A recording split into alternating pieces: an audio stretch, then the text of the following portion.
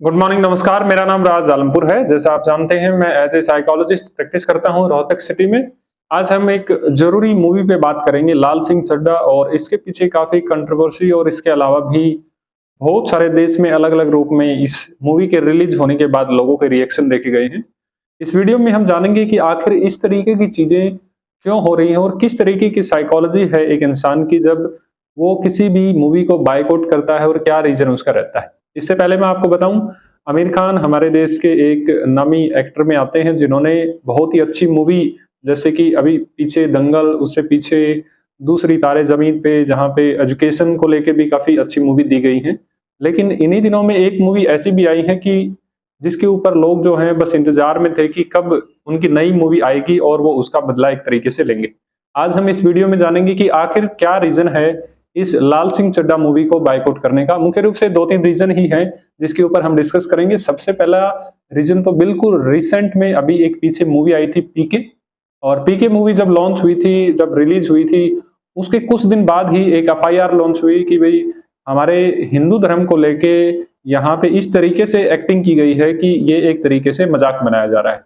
और उसके ठीक बाद ही लोगों ने इस चीज़ को थोड़ा-सा इस तरीके से देखना चालू कर दिया कि हाँ, ये जो एक्टिंग है, खासकर उसमें भगवान शिव को लेके उन्होंने इस तरीके की एक्टिंग को लेके काफ़ी सारी कंट्रोवर्सी वहाँ पे दिखाई गई थी कि इस तरीके से आप हमारे देवताओं का मज़ाक उड़ा रहे हैं। एक मुख्य रूप से कारण तो पीके ही रहा है। इसके अलावा और भी कुछ इस तरीके की चीज़ें हैं, जैसे कि आमिर खान की जो वाइफ़ हैं, उन्होंने भी हमारे भारत देश में, जैसे आज हम 2 दिन बाद, 1 दिन बाद 15 अगस्त मना रहे हैं, और 15 अगस्त पे हम सभी खुली सांस ले रहे हैं, हम आज़ाद महसूस कर रहे हैं। लेकिन जो एक्टर हैं, उनकी जो मिसेज हैं, उन्होंने बताया कि मुझे यहाँ रह के थोड़ा-सा खुली सांस नहीं आ रही, शायद ये देश में मुझे अच्छा-सा महसूस नहीं हो रहा है, या हमें किसी दूसरे देश में चलना चाहिए। शायद इस देश में एक टॉलरेंस पावर है, उस चीज़ को लेके उन्होंने बात की थी। तो दूसरा वजह ये रहा था। उसी दौरान एक बात ये भी निकल के आ रही है कि हमारे एक पड़ोसी देश तुर्की, जो जब भी हमारे भारत और पाकिस्तान को लेके जब भी कोई बातचीत होती है, तो तुर्की देश का एक तरीके से साइकोलॉजी है कि वो ज़्यादा पाकिस्तान के साथ रहता है। हालाँकि हर एक जगह हमारी जितनी भी तुर्की देश के साथ डील है, वो सब जगह ऐसा कॉमन नहीं है। लेकिन इन दिनों में जब 370 की बात करें या दूसरे हमारे देश के मुख्य रूप से कई ऐसे कानून थे, तो उस समय में देखा गया कि तुर्की देश का जो समर्थन था, वो पाकिस्तान की तरफ था। तो उसी दौरान आमिर खान ने तुर्की देश के यहाँ पे एक मुख्य इंसान से, जो वहाँ के राष्ट्रपति रहे हैं, उनसे या उनकी शायद उनकी मिसेज से उन्होंने मुलाकात की थी। ये भी हमारे जो देश के लोगों को कहीं न कहीं थोड़ा आहत कर रहा है। तो मुख्य रूप से 3 वजह हैं। हालाँकि उन्होंने बहुत अच्छी मूवी भी दी है, जैसा मैंने शुरू में ही आपको बताया। लेकिन कभी-कभार जब इंसान किसी भी देश के कारण या किसी भी एक बहुत बड़ी पब्लिक फिगर जब वो बन जाता है, तो उसकी ज़िम्मेवारी बनती है कि वो किसी भी इस तरीके के शब्दों का प्रयोग कभी भी ना करे, जिसके बाद हमारे लोगों के दिलों को आहत हो।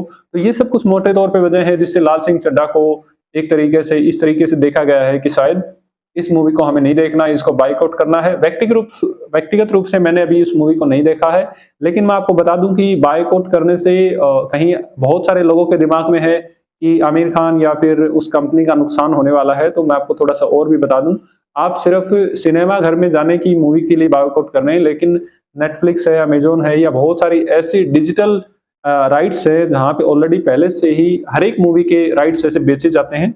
मोटे तौर पे बताते हैं कि 180 करोड़ से 200 करोड़ के बीच में इस मूवी का बजट बना था, और लगभग इसका 90% से ज़्यादा जो राइट्स बेचने में उन्होंने पैसा कमा लिया है।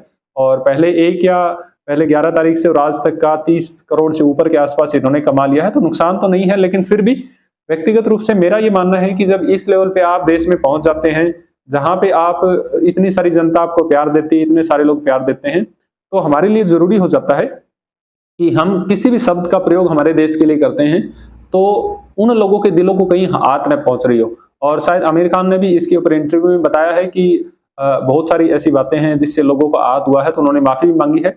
दूसरा, उनकी मूवी में करीना कपूर का भी रोल है, जो किसी समय में कहते थे कि आपको मूवी देखना है तो देखिए, नहीं देखना तो मत देखिए।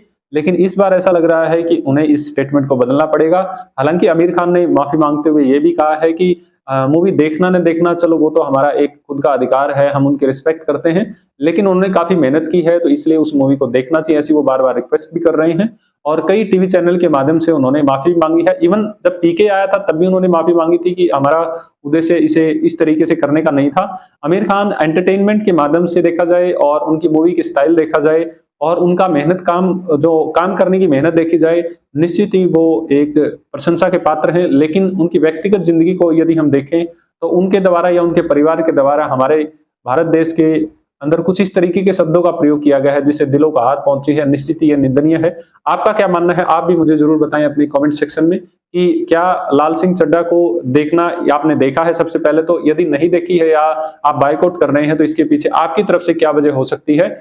इन्हीं शब्दों के साथ आपका मैं बहुत-बहुत थैंक यू करता हूँ। Wish you all the best. Thank you so much.